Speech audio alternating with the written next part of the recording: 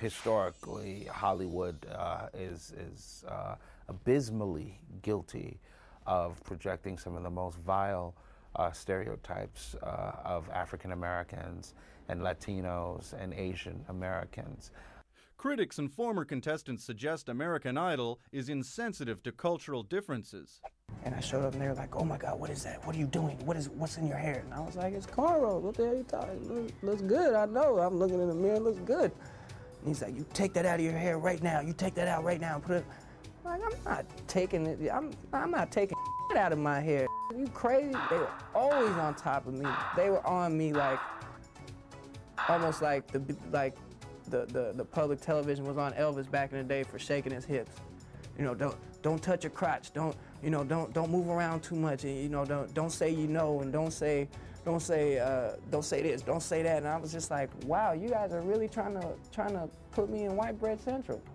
You know, it was disturbing. It was almost like a backhanded comment, because they're almost like telling you you're too good to be like this. That's a backhanded comment in a way, because it's like them saying who I am isn't good and who they're gonna make me is better than who I am.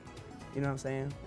And I'm Jewish and I'm black, so you're saying that me being Jewish, or probably more so black, because black kids wear cornrows and the African-American style of clothing and whatnot.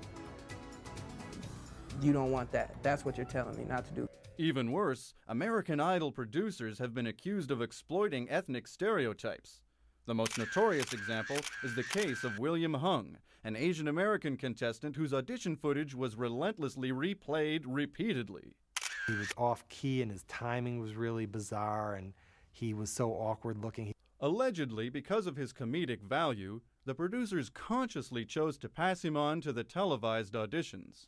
American Idol has to be very careful and selective about the types of characters that they allow to get on the show. The idea of him being funny has to do with him being kind of emasculated even before he sings the first note of this song about sexual conquest.